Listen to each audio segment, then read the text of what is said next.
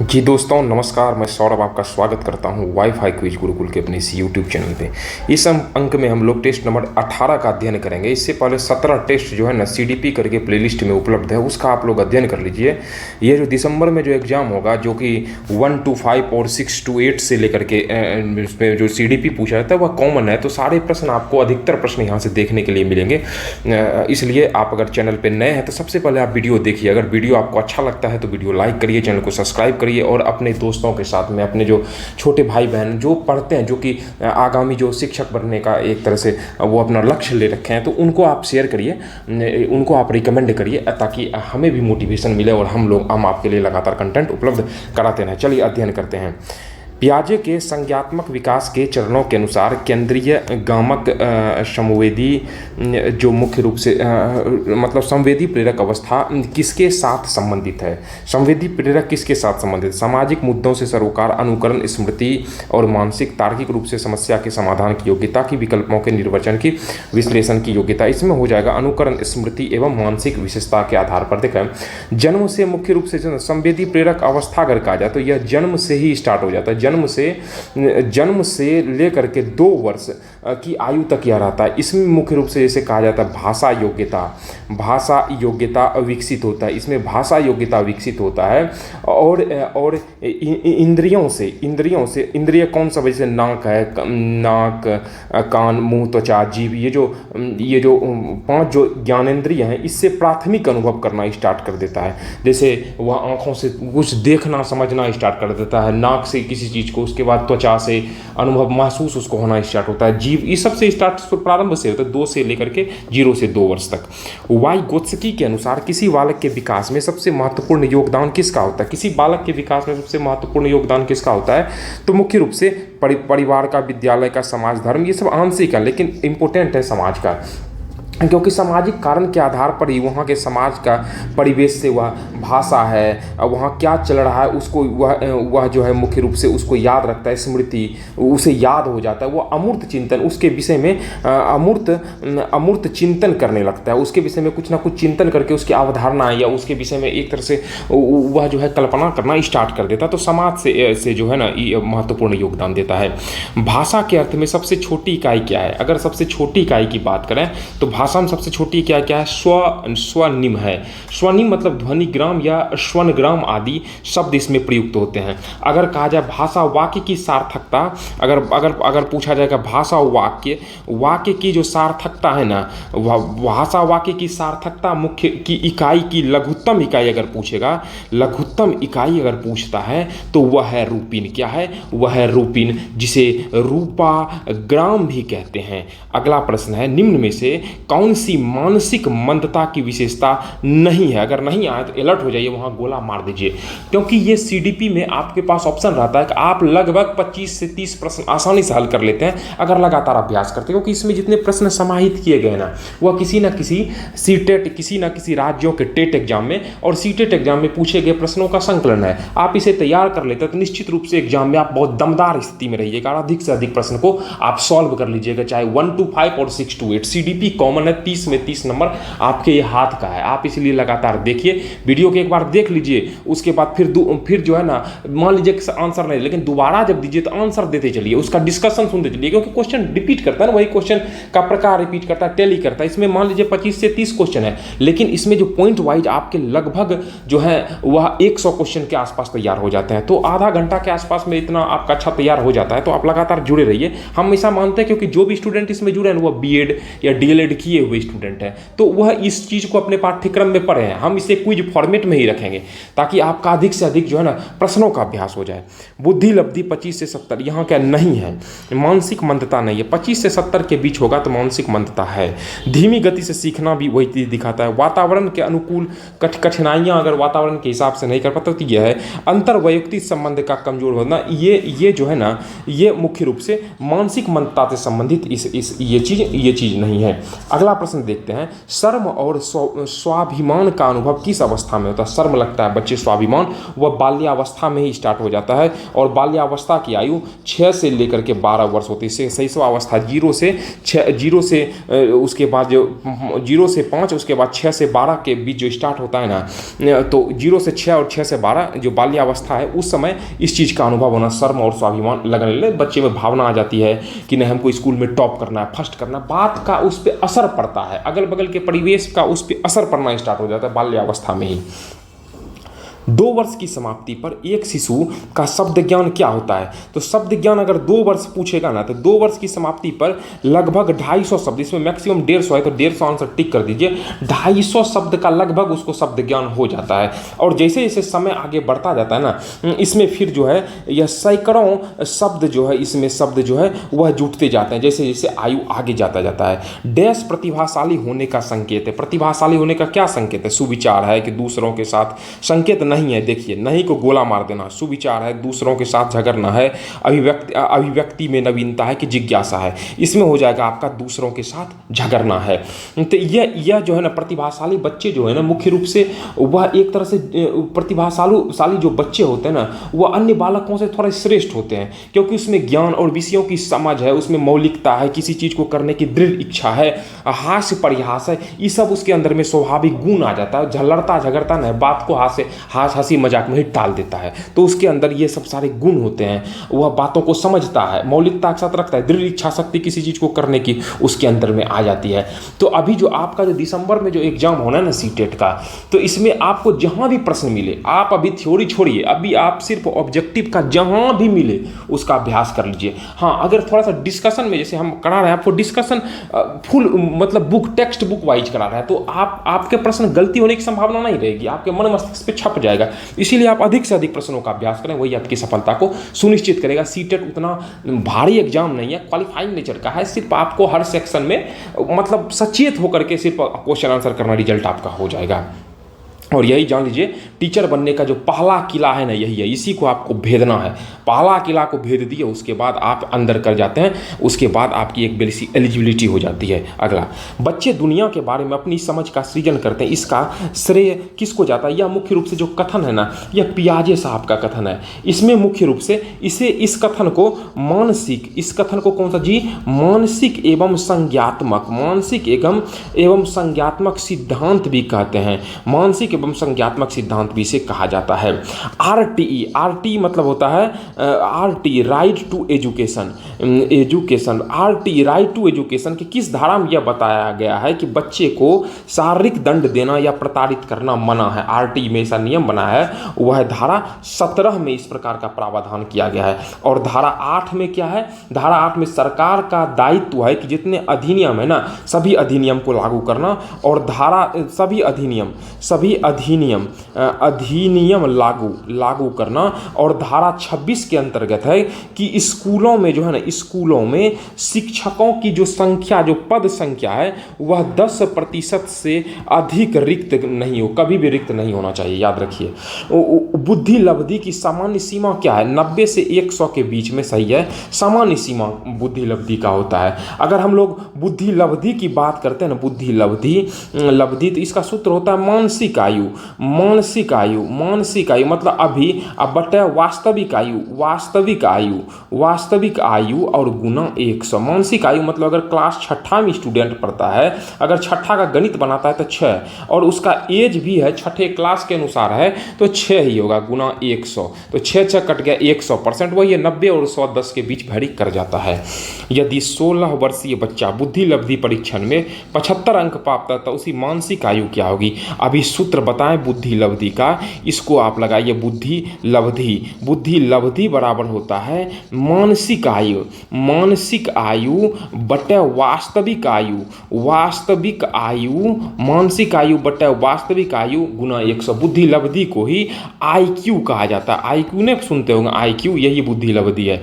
बुद्धि लब्धि में कितना अंक लाता है? 75 अंक। मानसिक आयु, यदि बच्चा मानसिक आयु कहता है तो मानसिक आयु क्वेश्चन है, यह मान लेते हैं X है, और वास्तविक आयु आयु कितना बच्चा का उम्र है 16 साल, और गुना 100 कटा दीजिए, 25 कहाँ से 25 तिया 75 और 25 चौका 100 और 4 चौके 16, x बराबर हो गया मानसिक आयु। बच्चे की मानसिक आयु है 12 वर्ष है। 16 साल का बच्चा है लेकिन 12 वर्ष के बच्चों के बराबर उसकी मानसिक आयु है, मतलब इस लेवल पे है। अगला है राष्ट्रीय शैक्षणिक अनुसंधान परीक्षण परिषद की स्थापना कब किया गया था? तो यह 1961 में किया गया था। यह एक प्रकार का स्वायत्त संस्था है। क्या है? स्वायत्त संस्था है। यह स्वायत्त संस्था है और इसका मुख्य काम क्या होता है? स्कूली शिक्षा में गुणात्मक सुधार के लिए, स्कूली शिक्षा में गुणात्मक सुधार के लिए नीतियां एवं कार्यक्रमों पर मतलब मुख्य रूप से केंद्र एवं राज्य सरकारों को यह सहायता एवं साथ में सलाह देता है। यह राष्ट्रीय शैक्षणिक अनुसंधान प्रशिक्षण परिषद का जो स्थापना 1961 में किया है। मुख्य रूप से इसका उद्देश्य शिक्षा से संबंधित जो केंद्र और राज्य सरकारों को यह सलाह देने का काम करता है।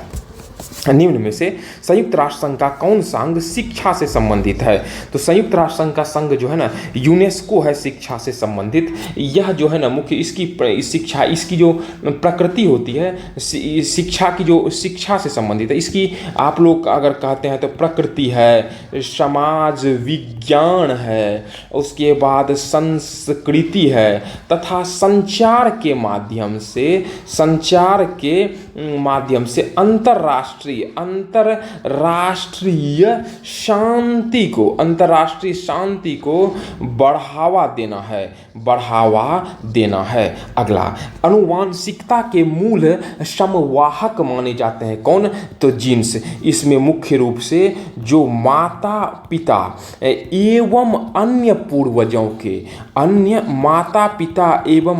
पूर्वजों के जो गुण होते हैं ना वह संतानों में अवतरित हो जाते हैं। याद रखिएगा, माता पिता और पूर्वजन जेनेटिकली जो है ये बढ़ते जाता है, वह संतानों में धीरे धीरे आ जाता है। अनुवांशिकता की मूल इकाई जीन है, याद रखिएगा। हाँ, साथ में हमारे प्लेलिस्ट में जो है ना आपको देखिएगा मैथ और रीजनिंग करके टेस्ट है, वह भी टेस्ट NCERT या जितने सारे बिहार में एग्जाम के प्रश्न पत्रों का वह संग्रह आप उसे बना लीजिएगा तो निश्चित रूप से आपको खास करके 6 to 8 और 1 to 5 में जो बेसिक पूछेगा ना मैथ, तो उसमें आपको किसी भी प्रकार की परेशानी नहीं होगी। और साथ में हम आपको रिकमेंड करेंगे कि उसी प्लेलिस्ट में SPD GK करके है, जो कि जितने सारे NCERT प्रश्नों का वह मूल रूप से संग्रह है। आप ऐसा करिए, उन प्रश्नों का आप एक बार नॉर्मल में देख लीजिए, लगभग 6 घंटे के आसपास का वीडियो है, फिर उसको दोबारा स्पीड लगा करके एग्जाम तक 3-4 बार देख लीजिए। आपको बेनिफिट होगा कि आपके जो प्रश्न पूछे जाएंगे ना वो खास करके SST में और उसके बाद और आपका विज्ञान में, तो ये प्रश्न अधिकतर वहीं से आने की संभावना रहेगी। विज्ञान सेक्शन भी उपलब्ध है, SPD विज्ञान करके है, उसको भी आप लोग देख लीजिए, आपके लिए काफ़ी वह लाभकारी और वह एक तरह से ब्रह्मास्त्र साबित होगा। चलिए आगे देखते हैं। मानव निषेचित अंडों में शुक्राणुओं के कितने जोड़े होते हैं? मुख्य रूप से 23 जोड़ी शुक्राणु को होते हैं। अगर फीमेल की बात करें, फीमेल में गुणसूत्र की प्रवृत्ति X और X होती है, वहीं मेल में X और Y। फीमेल मतलब महिला और मेल मतलब पुरुष में। अगला देखते हैं, पियाजे के अनुसार अहं केंद्रित क्या है? अहं केंद्रित देखें, यहाँ स्कूल ज्ञान का केंद्र है कि बालक विश्व का केंद्र और हर चीज़ उसके इर्द गिर्द घूमती है। पियाजे ही साहब का यह कथन है कि बालक यह सोचता है कि वह जो सोच रहा है ना वही सही है, मतलब वह सोचता है कि वही है जो है और पूरी दुनिया उसके अगल बगल में ही है। ऐसा मतलब पियाजे साहब का इस संबंध में कहना है।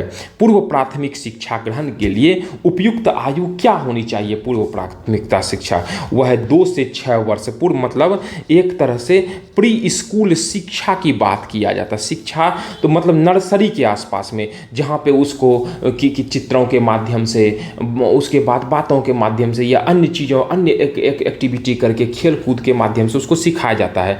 खास करके जो आंगनबाड़ी में या इसमें मुख्य रूप से आंगनबाड़ी हो गया, नर्सरी स्कूल हो गया, आपका इंग्लिश मीडियम में प्ले स्कूल हो गया, उसके बाद किंडर गार्डन हो गया, ये सभी इसके उदाहरण हैं। संज्ञात्मक विकास का अर्थ क्या होता है? संज्ञात्मक विकास मतलब होता है बुद्धि का विकास। इसमें खास करके मानसिक क्षमता जैसे बुद्धि का, चेतना का, विचार का एवं समस्या समाधान क्षमता, समस्या समाधान क्षमता इसमें शामिल होती है। इसमें शामिल होती है मतलब कहा जाए तो बच्चा जो है ना इसमें बुद्धिमान बन जाता है। बच्चा बुद्धिमान बन जाता है। तो आप डिस्कशन को ध्यानपूर्वक देखिए, उसको सुनिए, समझिए, उसके बाद फिर आप एक बार और देख लीजिए, देखने के बाद लग ले तो आपका ये जो है ना तैयार हो जाएगा ये पूरा। तो आप एग्जाम में जो है प्रश्न आपको खास करके सीडीपी और ये ईवीएस में जो है ना भी आपको यह मुख्य रूप से इन्वायरमेंट सेक्शन में यह सीडीपी और जो आपका उस में काफ़ी ज़्यादा उपयोगी होगा। पेडागोजी के लिए भी काफ़ी ज़्यादा महत्वपूर्ण है। इस सब में भी वही रहेगा, हर विषय में आपका 50% पेडागोजी है। याद रखिएगा, ध्यान रखिएगा इस चीज़ को। मतलब पेडागोजी मतलब शिक्षण कला है एक तरह से, किस प्रकार से आप पढ़ा सकते हैं। निम्न में से कौन से कथन सीखने की प्रक्रिया की विशेषता नहीं है? जैसे नहीं आए ना किसी भी प्रकार के प्रश्न में तो गोला मारिए। शैक्षणिक संस्थान ही एकमात्र स्थान है जहाँ अधिगमन प्राप्त होता है। अधिगमन मतलब एक तरह से सीखने की प्रक्रिया, सीखने की प्रक्रिया। तो यह ऑप्शन एक गलत है। एकमात्र शैक्षणिक संस्थान नहीं है। आप देखिए इससे पहले भी ये सारे क्वेश्चन आते हैं, रिपीट करते हैं, तो जो है ना इससे ये प्रमाणित होता है कि टेट में एग्जाम, हर टेट से एग्जाम को रिपीट किया जाता है। क्वेश्चन को नया क्वेश्चन बनाया नहीं जाता। क्वेश्चन बन गया है 2011 से जो एग्जाम हुआ है ना जी, वहाँ से आप क्वेश्चन बैंक सीटेट तो तैयार कर लीजिए और जो बता रहे हैं उसको आप तैयार कर लीजिए। आपका प्रश्न कहीं छूटने वाला नहीं है। तो यह जो है शैक्षणिक संस्थान है ना, इसमें सीखने की प्रक्रिया अगल बगल से, आसपास के परिवेश से, हर जगह से सीखना स्टार्ट हो जाता है। तो क्वेश्चन ए नंबर ही गलत है। आरटी राइट टू एजुकेशन की कौन सी धारा अध्यापक के कर्तव्यों से है? तो वह मुख्य रूप से धारा 24 है। याद रखिएगा, जो अगर आरटीई राइट टू एजुकेशन की बात करें ना तो इसमें 7 अध्याय है। 7 अगर पूछेगा कितना अध्याय, 7 अध्याय, और धारा कितना है? 38 गो धारा है, 38 गो धाराएं हैं। इसमें धारा 11 का चर्चा किया है। तो धारा 11 में 3 से 6 वर्ष के बच्चों के लिए प्रारंभिक शिक्षा है, प्रारंभिक शिक्षा का प्रावधान। और धारा 35 की अगर बात करें, 35 से 38 तक की अगर हम बात कर लेते हैं, लास्ट 35 से लेकर के 38 तक, इसमें सरकार जितना अधिनियम बनाया ना, सरकार को यह अधिकार है कि जितना अधिनियम है सभी अधिनियम में वह संशोधित कर सकता है। संशोधित नियम में संशोधित करने का प्रावधान कर सकता है। मन का मानचित्र संबंधित है किससे? बोध बढ़ाने की तकनीक से, साहसिक कार्यों की क्रिया से, मन के चित्र बनाने से, कि मन की क्रियाशीलता पर अनुसंधान से। यही है, मन की क्रियाशीलता पर अनुसंधान से। इसमें कार्य करने की रूपरेखा मन में बना लेती है। मन की क्रियाशीलता मतलब इसमें रूपरेखा मुख्य रूप से जो है ना, यह मन में ही बन जाता है। किस प्रकार से बना? रोड, उसी का एक तरह से रोड मैप मन में बना लिया जाता है। वही है मन का मानचित्र। कैसे कैसे करना है, क्या करना है, क्या पढ़ना है, कैसे। जैसे आप लोग ही जब जाइएगा, जब आप सबकी ट्रेनिंग होगी या आप लोग पढ़ते हैं तो उस समय नहीं हो जाता है कि हाँ भाई क्या कैसे पढ़ना है, वो मन में ही फ्रेम एक तरह से बन लेता है। इस तरीके से तैयार करेंगे, याद करेंगे, फिर लगातार प्रैक्टिस करेंगे, अभ्यास करेंगे, वही चीज़ है। मोहन हर पाठ को बहुत जल्दी सीख लेता है जबकि सोहन उससे सीखने में ज़्यादा समय लेता है। यह विकास के किस सिद्धांत को दर्शाता है?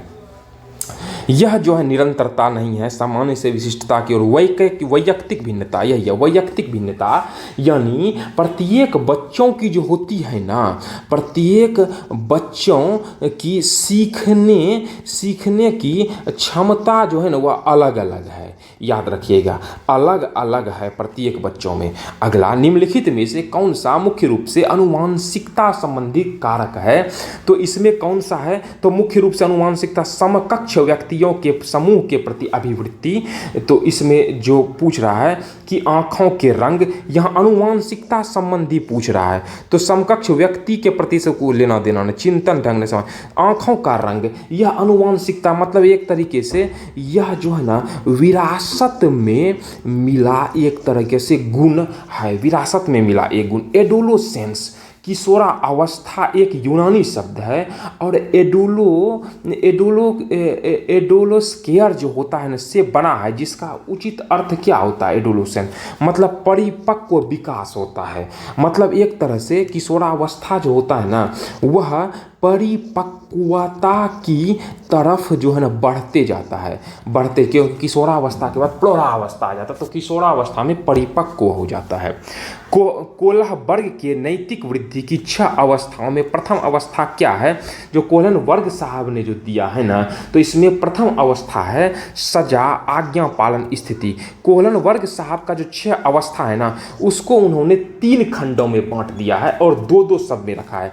तो 3 खंडों में जो रखा बांट दिया है ना, तो इसमें मुख्य रूप से अगर हम पहला की बात करें तो उसमें है पूर्व परंपरागत अवस्था है पहला में। इसमें जो ए नंबर में रखे, इसमें खास करके आज्ञा का एवं दंड का, और बी में अहंकार का। याद कर लीजिएगा, या अपने माइंड में फीड कर लीजिएगा, लगातार आप देखिए ना, इसी से आपको याद हो जाएगा, आपको भूलने नहीं देंगे, इस बात की हम गारंटी देते हैं। उसके बाद परंपरागत अवस्था है, अवस्था यह दूसरे में है, और इसमें मुख्य रूप से होता है प्रशंसा की अवस्था है। इसमें प्रशंसा की अवस्था होती है, और दूसरा होता है सामाजिक व्यवस्था के प्रति मुख्य रूप से सम्मान होता है, ठीक है ना। और तीसरा नंबर होता है उच्च परंपरागत अवस्था, उच्च परंपरागत अवस्था तीसरे नंबर में। इसमें जो मुख्य रूप से आता है ना, इसमें सामाजिक कुछ बातों से समझौता भी किया जाता है, सामाजिक समझौता। और दूसरा नंबर इसी में आता है सार्वभौमिक सिद्धांत भी इसके अंतर्गत आता है। तो इस पॉइंट को आप याद रख लीजिएगा, ध्यान में रख लीजिएगा। पौधों के भाग विषय को पढ़ाने के सबसे प्रभावशाली सिद्धांत क्या है? तो पौधे का चित्र श्याम पट्ट पर बनाकर वर्णन करना आंशिक रूप से सही। आगे देखते हैं, जो सबसे उपयुक्त होगा उस उत्तर को हम लोग पिक करेंगे। पौधे और इसके भागों का चित्र करना, चित्र दिखाना, कि विस्तृत व्याख्या करना, एक पौधे को कक्षा में प्रदर्शित करना और विद्यार्थियों द्वारा इसके भागों का अवलोकन करना। ये बिल्कुल right answer, option number D. Thorndike द्वारा बुद्धि की 3 श्रेणियां निम्नलिखित में से है, थार्नडाइक साहब के अनुसार से। वह है कौन सा? अमूर्त बुद्धि, यांत्रिक और सामाजिक। अमूर्त बुद्धि इसमें जो है ना, इसमें मुख्य रूप से खास करके लिखने की, पढ़ने की एवं तर्क एवं चिंतन करने की यह प्रवृत्ति आ जाती है। और सामाजिक में मुख्य रूप से जो है ना एक तरह से मतलब व्यक्तियों के साथ में उसके व्यवहार वगैरह सब इसके अनुसार आता है। और यांत्रिक में प्रयोग करने की विधि, इसमें क्या आखिर में ये कैसे हुआ, हम करके देखते हैं, प्रयोग करके देखते हैं। यह जो है बुद्धि 3 अवस्थाओं में विकास करना स्टार्ट कर देता है। रॉबर्ट ग्लेसर के मौलिक शिक्षण प्रतिमान के क्रमिक 4 भाग कौन सब हैं? तो क्रमिक 4 भाग जो हैं वह है मुख्य रूप से, याद रखिएगा, अनुदेशात्मक, उद्देश्य पूर्व, व्यवहार, अनुदेशात्मक, प्रक्रिया, उपलब्ध, बुद्धि, मूल्यांकन।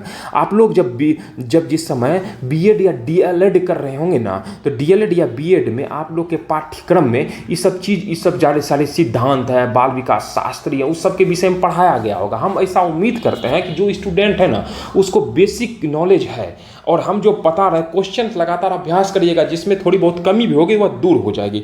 इसलिए आप अभ्यास पर फोकस करिए और जो चीज़ नया लगे उसको कॉपी में नोट डाउन कर लीजिए, उसको याद कर लीजिए। रवि साव और वाज न्यूक्लियर और वाज अनक्लियर और अनक्लियर में पढ़ते समय अंतर नहीं कर पाता, वह किससे ग्रस्त है? अगर साव को जो है ना SAW साव को वह वाज पढ़ लेता है और अनक्लियर को अनक्लियर में पढ़ते समय अंतर नहीं कि अनक्लियर है कि नहीं, तो वह किससे? तो वह डिसलेक्सिया से ग्रसित है। डिसलेक्सिया एक तरह से जो होता है ना, इसमें मुख्य रूप से कुछ शब्दों एवं अक्षरों में वह भेद नहीं कर पाता है, जैसे बी को वह डी पढ़ लेता है, याद रखने ये में बी को वह डी में भेद नहीं कर पाता है। सतत और व्यापक मूल्यांकन CCE के अंतर्गत संदर्भित दो तरह के मूल्यांकन कौन सब है? वह है शैक्षणिक और सह शैक्षिक। ऑप्शन नंबर ए राइट है। इसमें जो मुख्य रूप से शारीरिक, मानसिक, सामाजिक, नैतिक एवं संवेगात्मक इसमें विकास होता है, संवेगात्मक विकास होता है। इस तरीके से जो है ना ये आपका कंप्लीट करा दिया गया सेट नंबर 18 को। आप इस वीडियो को जो कंटिन्यू देखने के लिए और चैनल को सब्सक्राइब करने के लिए, दोस्तों के साथ रिकमेंड करने के लिए मैं अपनी पूरी टीम के साथ आपका आभार व्यक्त करता हूँ। मिलते हैं अगले अंक में। आपका अगर कुछ सुझाव है तो हमें आपके सुझाव का बेशक इंतजार रहता है। आप कमेंट बॉक्स में निश्चित रूप से दीजिए। लगातार लगे रहिए, अंगत की तरफ पैर जमा दीजिए। देखिए एग्जाम 100% आपका निकलेगा। चलिए मिलते हैं अगले अंक में। धन्यवाद।